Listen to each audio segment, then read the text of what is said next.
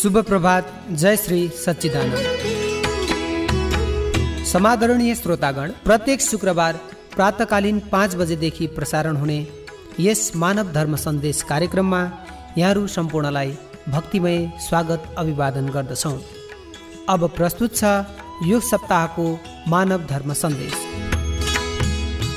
ध्यानम गुरुमूर्ति पूजामूलं गुरुपादुका मन्त्रमूलं गुरुवाक्यं मोक्षमूलं गुरु कृपा। आदरणीय श्रोतबिन्द, बिहानीको न्यानो अभिवादन साथै शुभ दीपावली, हार्दिक शुभ मङ्गलमयको साथमा म महात्मा चाँदना बाईजी उपस्थित भइसकेको छु। नेपाल मानव धर्म हंसयोग आश्रम बुटोलबाट आज हामी मानव धर्मको चर्चाको साथमा भाइटिकाको जो दिन हो, भाइटिका किन लगाउने र तिहारहरू हामी मनाउँछौँ। जसरी काग तिहार मनायौँ, पञ्चक सुरु भयो, कागलाई हामी भोजन खाना मिठो मिठो चिजहरू बनाएर बोलाएर चढाउँछौँ। र कुकुर तिहार आउँछ, कुकुर तिहारमा पनि हामी कुकुरलाई एउटा भैरव पनि भनेर वैदिक सनातन धर्मले मानेको छ। र हामी कुकुर तिहारको दिन कुकुरलाई नुहाइदिन्छौँ र माला बनाउँछौँ, कुकुरको पूजा गर्छौँ, राम्रो मिठो भोजनहरू बनाएर कुकुरलाई हामी भोजन दिन्छौँ। त्यसपश्चात गोवर्धन पूजा, गाई पूजा आउँछ। गाई पूजामा हामी लक्ष्मी पूजा भन्छौँ। बिहानैदेखि घर सफाई गर्छौँ, धुन्छौँ, पखाल्छौँ, हर प्रकारको रङ्गोलीहरू बनाउँछौँ, घरलाई सजाउँछौँ, दियो बाल्छौँ र हामी गाईलाई पूजा गर्छौँ। रोटीहरू मिठो मिठो स्वादिष्ट भोजनहरू बनाएर गाईलाई भोग लगाउँछौँ। त्यसको फेरि भोलिपल्ट भाइटिका हामी मान्दछौँ, गोरु पूजा भन्छौँ। गोरु पूजाको बाद हामी दोस्रो दिन भाइटिका मान्छौँ र भाइटिका हामी भाइहरूलाई राम्रो राम्रो भोजनहरू बनाएर आफ्नो यथाशक्ति भाइहरूलाई इच्छाको अनुसार भाइहरूलाई हामी पूजा गर्छौँ। ओखरलाई हामी राखेको हुन्छौँ, ओखर पूजा गर्छौँ, भाइ पूजा गर्छौँ, भाइलाई टिको लाउँछौँ। र हेर्नुहोस्, राजा बलिको इतिहासलाई हजुर हामी सुन्छौँ। राजा बलि राक्षस परिवारमा थिए। असुर भए तापनि राजा बलिले आफ्नो जीवनमा एउटा सङ्कल्प गरेको थियो, मेरो दरबारमा जो जस्तो अतिथि आए पनि म खाली पठाउँदिनँ, जे मागे पनि म उसलाई दिन तयार छु भनेर राजा बलिले भन्दा भगवान त्यतिखेरै राजा बलिको यज्ञमा आउनुहुन्छ र भगवानले माग्नुहुन्छ, मलाई 3 पग 3 पैर जग्गा चाहियो। राजा बलिले भन्छन्, 3 पग जग्गाले के पो हुन्छ र हजुर, अरू धेरै माग्न सक्नुहुन्छ त हेर्नुहोस् कि बाहुन्य रूप प्रभु भगवानले भन्नुहुन्छ, होइन मलाई त्यति नै आवश्यक छ। त राजा बलिले ठिक छ, हजुरलाई 3 पगको आवश्यक छ भने लिनुहोस् भन्दा भगवानले भन्नुहुन्छ, होइन म त्यसै लानेवाला छुइनँ, पहिला पानी सङ्कल्प गर, अहिले दिन्छौ भोलि नाइ पनि भन्न सक्छौ भन्दा राजा बलिले पानी सङ्कल्प गर्छन्। 3 पग जमिनको लागि र हेर्नुहोस् भगवानलाई राजाले 3 पग जमिन दानमा दिएको हुन्छन् र त्यति बेला राजा बलिको गुरु शुक्राचार्य आउनुहुन्छ र भन्नुहुन्छ, बलि हेर, तिमीसँग जो आइरहेको छन् तिम्रो आँगनमा ऊ साधारण पुरुष छैन, नजाने के माग्दैलान्, हाँ नगर्नु भनेर शुक्राचार्यले पहिल्यै राजा बलिलाई चेतावनी दिइसकेको थियो। तर राजा बलिले भन्छन्, होइन, मेरो दरबारमा कोही भिक्षा माग्छन् भने म नाइ कसै पनि गर्न सक्दिनँ भनेर राजा बलिले आफ्नो गुरु महाराजलाई भन्दा गुरु महाराजले सोध्छन्, अब यो कार्य त गर्ने भए त हेर्नुहोस् राजा बलिले पानी सङ्कल्प गरेपछि 3 पग जमिनको लागि पानी सङ्कल्प हुन्छ। त्यति बेला गुरु शुक्राचार्य कलशको भित्र दुलोमा गएर किरा बनेर बसिदिन्छन्, पानी हातमा झर्दैन। त्यति बेला राजा बलिलाई बाहुनहरू भगवानले भन्नुहुन्छ, किन पानी त यहाँबाट निस्केन, के करुवामा पानी छैन, कलशमा पानी छैन?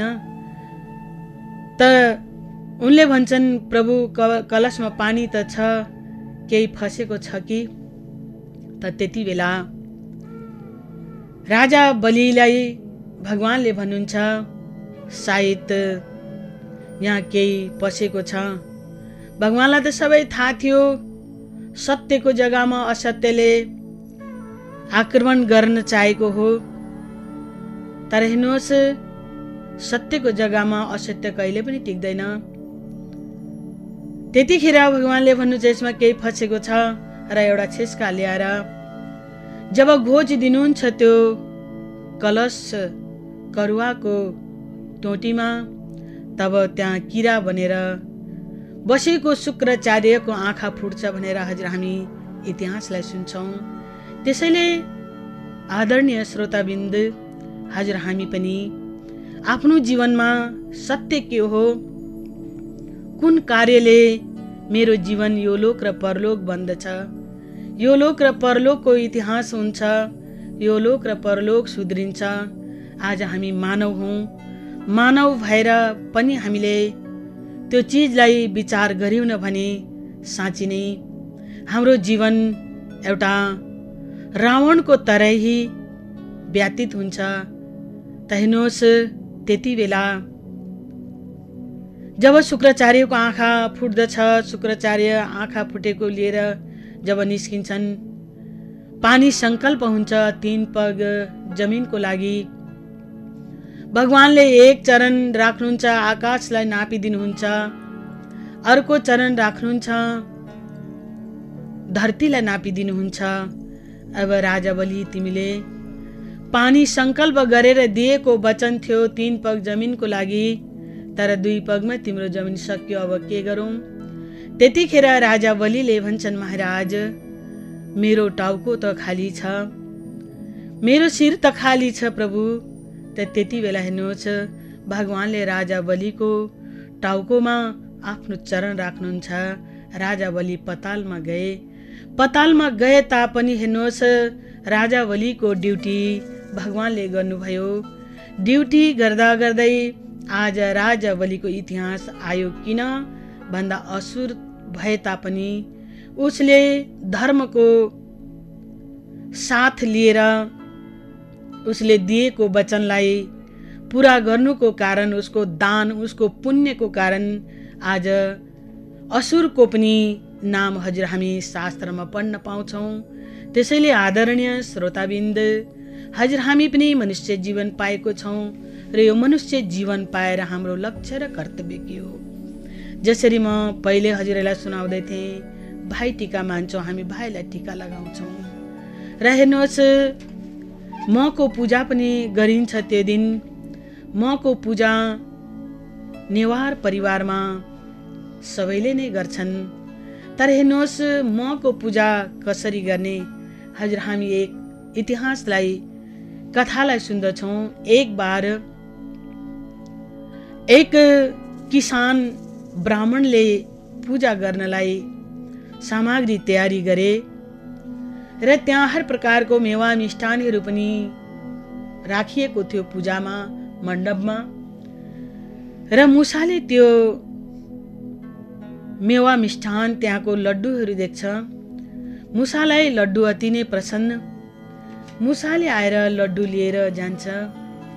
लड्डु लिएर जाँदाखेरि बिरालोले मुसालाई देख्छ।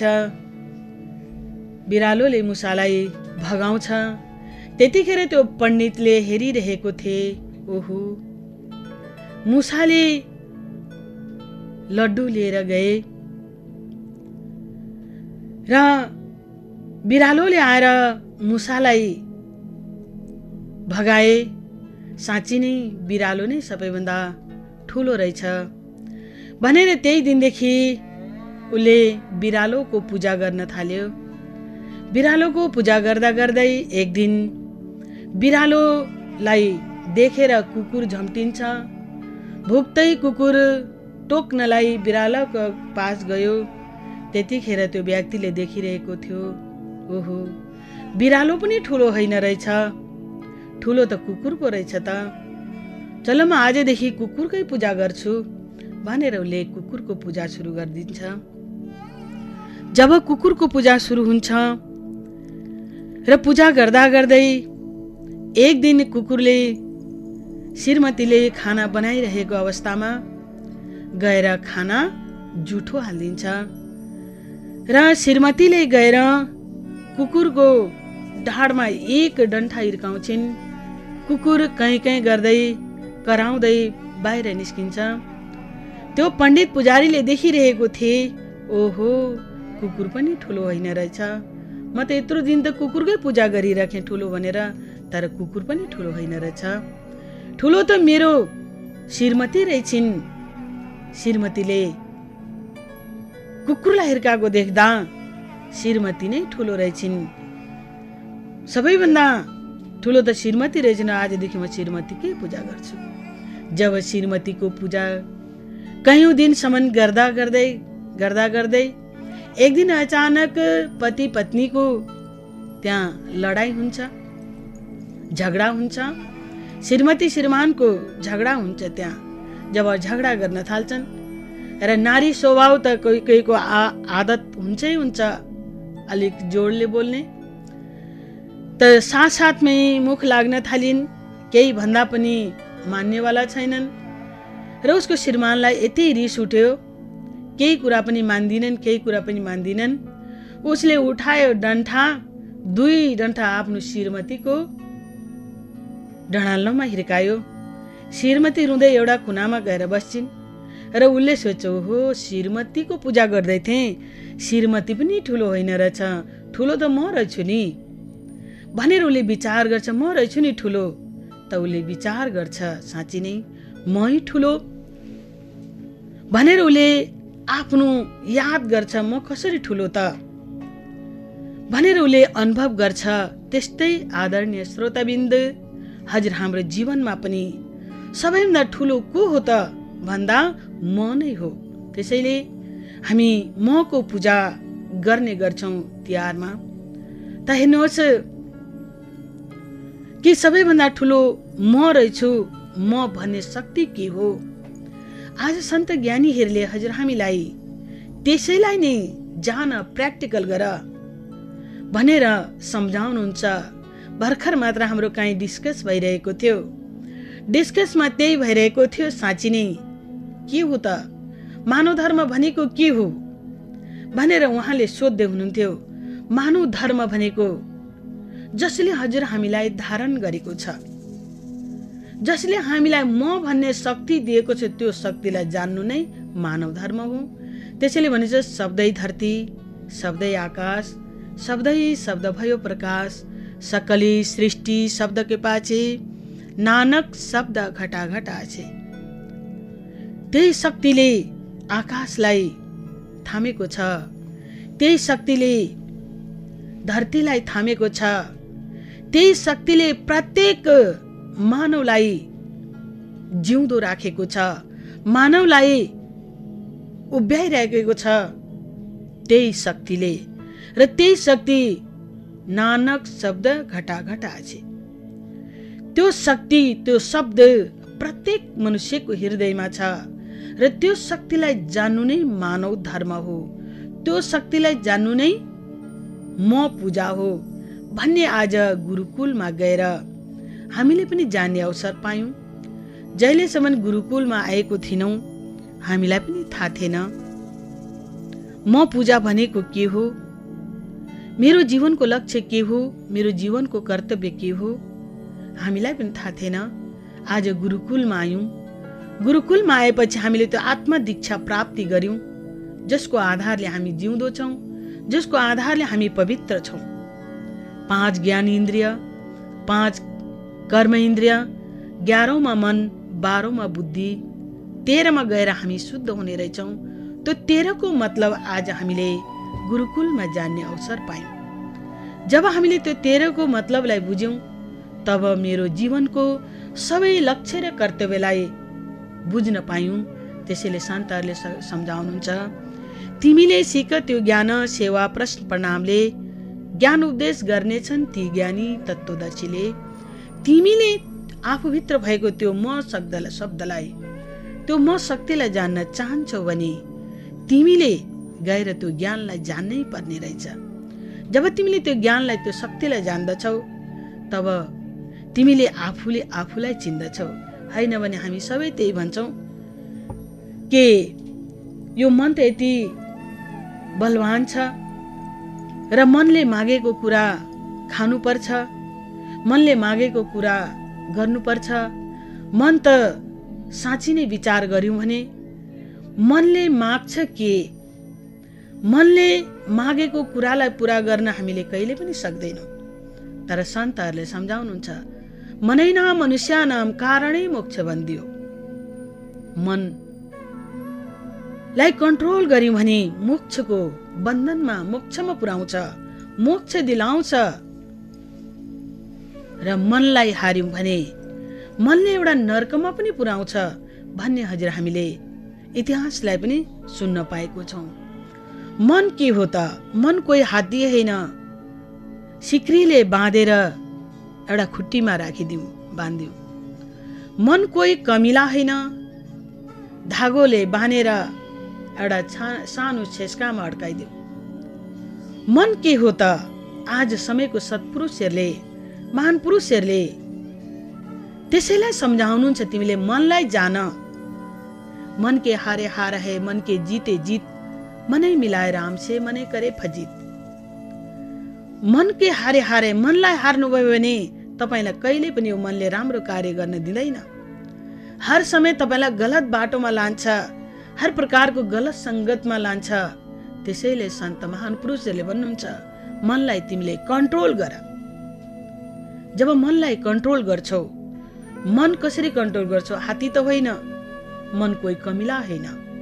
मन यति सूक्ष्म छ र मन प्रत्येक मानवलाई चलाइरहेको छ। जसरी नङ र मासुको तरह यो मन र आत्मा छ, र यो मनलाई हामीले कन्ट्रोल गर्यौं भने, आत्माको बातलाई हामीले बुझ्यौं भने अवश्य हामी गलत संगतबाट बच्छौं, गलत व्यवहारबाट बच्छौं, गलत भोजनबाट बच्छौं र हाम्रो जीवनमा सत्यको अनुभूति हुन्छ। सबैको प्रति हामीलाई दया आउँछ, प्रेम हुन्छ। सबैलाई हामीले माया गर्न सिक्छौं र सबैलाई हामीले राम्रो विचार, राम्रो भाषा, राम्रो संगतमा हिँड भन्न सक्छौं। तर हामी नै सत्यदेखि टाढो छौं भने हामीले कसैलाई पनि सत्यको बाटोमा लगाउन सक्दैनौं। जसरी एउटा बलेको दियो हुन्छ, अब हामी दियो बाल्छौं त हेर्नुहोस्, घर घरमा दियो बाल्छौं र बलेको दियोले, बलेको क्यान्डलले, बलेको मोमबत्तीले नै अर्को मोमबत्ती, अर्को मोमबत्ती, अर्को मोमबत्ती, लाखौं मोमबत्ती जलेको मोमबत्तीले नै बाल्ने हो। निभेको मोमबत्तीले कहिले पनि अर्को मोमबत्तीलाई बाल्न सक्दैन। त्यसरी नै हजुर हामी मानव हौं। हामी एउटा बल्ने कोसिस गर्यौं, जब बल्दछौं केमा बल्दछौँ? सत्यमा अग्रसर हुन्छौँ। सच्चाइको बाटोमा हामी अग्रसर हुन्छौँ। दया धर्मलाई हामी लिएर अगाडि बढ्छौँ भने अवश्य हामीले भनेको बाटो, हामीले हिँडेको मार्ग, हामीले देखाएको बाटोमा अरू पनि हिँड्न सक्छन्। होइन भने हामी नै निभिरहेको छौँ, हामीलाई नै सत्यको अनुभव छैन, सत्यको अनुभूति छैन, सच्चाइको हामीलाई ज्ञान छैन भनेदेखि हामीले अरूलाई सत्यको बाटोमा हिँड्न भन्दा हिँड्न सक्दैन। जसरी एउटा सानो दृष्टान्त याद आयो। एक बार एक सानो बच्चाको दाँत दुखिरहेको हुन्थ्यो। डाक्टरको पासमा जान्छन्। कति डाक्टर देखाए तर दाँत ठिक भएन। लास्टमा जानु पर्यो, गुरु महाराजजीलाई सोध्नु पर्यो भनेर गुरु महाराजजीको पास आमा छोरा जान्छन् र गुरु महाराज प्रणाम, मेरो छोराको दाँत दुखेको कति डाक्टर देखाइसके ठिक भएन र मेरो छोराको दाँत दुख्न कसरी ठिक हुन्छ भनेर आमाले सोध्छिन् डाक्टरलाई, मतलब गुरु महाराजजीलाई। गुरु महाराजजीले भन्नुहुन्छ, हेर आज होइन, आजको 1 हप्ता पश्चात तिमी मेरो पासमा आउनु, म यसलाई दबाई सिकाइदिन्छु। 1 हप्ताको बादमा जब फेरि ऊ जान्छन्, हजुरको पासमा आएको छु, बताइदिनुहोस् मेरो बच्चाको दाँत दुख्न कसरी ठिक हुन्छ। त त्यतिखेर गुरु महाराजजीले भन्नुहुन्छ कि तिमी आफ्नो बच्चालाई गुलियो चिज नदिनु, गुड चाहिँ बिल्कुलै नदिनु। गुडले यो बच्चालाई अति नै नोक्सान गर्छ र गुड नदिनु भनेर उसले भनेको हुन्छन्। र त्यतिखेरै आमाले भन्नुहुन्छ, यति नै कुरा भन्नु थियो भने किन तपाईँले 1 हप्ता पर्खाउनु भयो, पहिल्यै भनिदिनु भएको भए त भइहाल्थ्यो नि भनेर उहाँले भन्दाखेरि गुरु महाराजजीले भन्नुहुन्छ, हेर मैले पनि अनुभव गरेको थिइनँ र म नै गुड खाँदै थिएँ, तर जब मैले अनुभव गरेँ आफ्नो जीवनमा दाँत दुखेको दबाई चाहिँ के हो र दाँतलाई नोक्सान केले गर्दो रहेछ भन्ने मैले अनुभव गरेँ, तब त तिमीलाई बताएँ। त मेरो भन्नुको मतलब आदरणीय श्रोताबिन्द कि हजुर हाम्रो जीवनमा पनि जब हामीले सत्यलाई प्राप्त गर्छौँ, अद्भुत त्यो भगवानको नामलाई, सूक्ष्म त्यो ज्ञानलाई प्राप्त गर्छौँ, म शब्दलाई प्र्याक्टिकल गर्छौँ, तब त हामीले अरूलाई पनि सुनाउन सक्ने रहेछौँ। जब हामीले जानेकै छैन भने जनाउने कसरी? त्यसरी नै भनेको छ, जो जानी देहु जनाई, जान त तुमै हो जाई। जसले जानेको छ उसैले नै जनाउन सक्छ, बलेको दियोले नै अर्को दियो बाल्न सक्छ भनेर मैले हजुरलाई पहिल्यै सुनाइसकेको थिएँ। आदरणीय बिन्द्र, हामीले पनि विचार गरौँ, हामी पनि त्यो सत्यको बाटोमा हिँडेर त्यो आत्मतत्त्वलाई जानेर हामीले आफ्नो जीवनलाई सफल र सार्थक बनाऊ भन्दै हामी हजुरलाई अझै पनि हर शुक्रबार हजुरलाई बताउने छौँ र साथमा के हेर्नुहोस् ज्ञानको कुराहरू र मेरो जीवनको लक्ष्य र कर्तव्यहरू के रहेछ भन्ने बारेमा हजुरहरूले जान्न चाहनुहुन्छ भने अवश्य रेडियो लुम्बिनी सुन्नुहोला र आउनुहोस् र त्यो सत्यलाई जानौँ। जहिले धर्मको ग्लानी पापको वृद्धि देख्दछु, त्यसै वखत पार्थ अवतारमा धर्दछु भनेर श्री कृष्ण महाराजले गीतामा सम्झाउनु भयो। र त्यो धर्मको ग्लानी त भइरहेको छ, चारैतर्फ हेऱ्यौँ भने अत्याचार, भ्रष्टाचार, पापाचार दिन 3 गुना रात 6 गुना बढिरहेको छ। नराम्रो, चोरी जारी, हर प्रकारको वातावरण अशान्ति फैलिरहेको छ। यस्तो स्थिति परिस्थितिमा हजुर हामीले सत्यको खोजी अवश्य गर्नुपर्ने रहेछ। त्यसैले जब हामीले सत्यको खोजी गर्छौँ, हामी असत्यदेखि अवश्य टाढो रहन्छौँ। असत्यले हजुर हामीलाई कहिल्यै पनि साथ दिँदैन। कहिले न कहिले झुट कपट प्रकट भइहाल्छ। त्यसैले सन्तले सम्झाउनुहुन्छ, सच्चाई छुप नहीं सकती, बनावटी असुलों से खुशबू आ नहीं सकती, बनी कागज के फूलों से। कि सत्य कहिले पनि लुक्न सक्दैन। सत्यलाई लुकाउन सक्दैनौँ। सत्यलाई लुकायौँ भने हजारौँ झुटलाई तयारी गर्नुपर्छ, तर कहिले न कहिले झुट प्रकट भइ नै हाल्छ।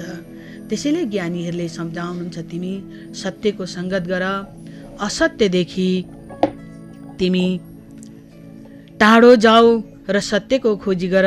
मेरो जीवनमा कुन चाहिँ यस्तो अद्भुत शक्ति छ, मेरो जीवनमा सुख र शान्ति आनन्द दिन्छ, त्यो आनन्द दिनेवाला शक्तिलाई जानौँ र आफ्नो जीवनलाई सफल र सार्थक गरौँ भन्दै आदरणीय श्रोताबिन जाँदा जाँदै हजुरहरूलाई शुभ दीपावली भाइटिकाको शुभ अवसरमा हजुरलाई एक सन्देश हर शनिबार 1 बजेदेखि लिएर 4 बजेसम्म नेपाल मानव धर्म हंस योग आश्रम बुटोलमा सत्सङ्ग भजन कीर्तन हुन्छ। बाल बालिकाहरू त्यहाँ आउनेछन्, युथको भाइ बहिनीहरू पनि आएर आजको युगमा हेर्नुहोस्, भाइ बहिनीहरूको गतिविधिलाई हेर्नुहोस्, समाजको गतिविधिलाई हेर्नुहोस्, कति विकृति फैलिरहेको छ। यस्तो स्थिति परिस्थितिमा हामीले युथको भाइ बहिनीहरूलाई अति नै राम्रो र सरल र सजिलो बाटो देखाउन अति आवश्यक छ र हजुरहरू सबै बुजुर्ग समझदार हुनुहुन्छ। आउँ हामीले आफ्नो पिँढी, आफ्नो बच्चाहरूलाई, आफ्नो बालकहरूलाई सत्य बाटोमा लगाएर हामी आफ्नो जीवनलाई धन्य र महान बनाऊँ भन्दै शुभ दीपावलीको शुभकामना दिँदै यो सहकर्मी भाइ बहिनीहरूलाई धन्यवाद दिँदै म सबैसँग अर्को शुक्रबार फेरि पुनः भेट हुनेछौँ। शुभ दीपावली। हरिओम तत्सत।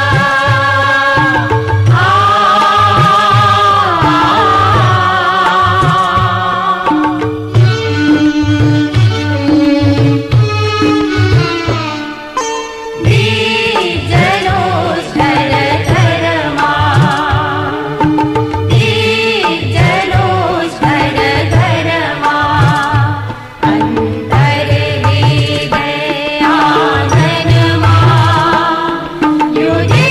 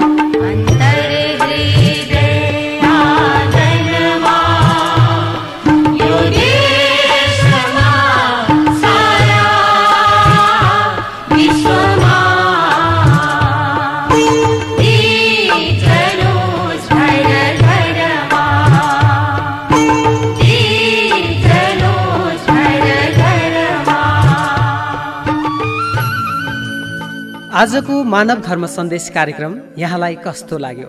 हजुरको अमूल्य सुझाव अनि जिज्ञासाको लागि सम्पर्क नेपाल मानव धर्म सेवा समिति श्री हंसयोग आश्रम बुटवल प्रदेश सभा सचिवालय सँगैको भवन, फोन 071 548 522 र इमेल butualasram@gmail.com।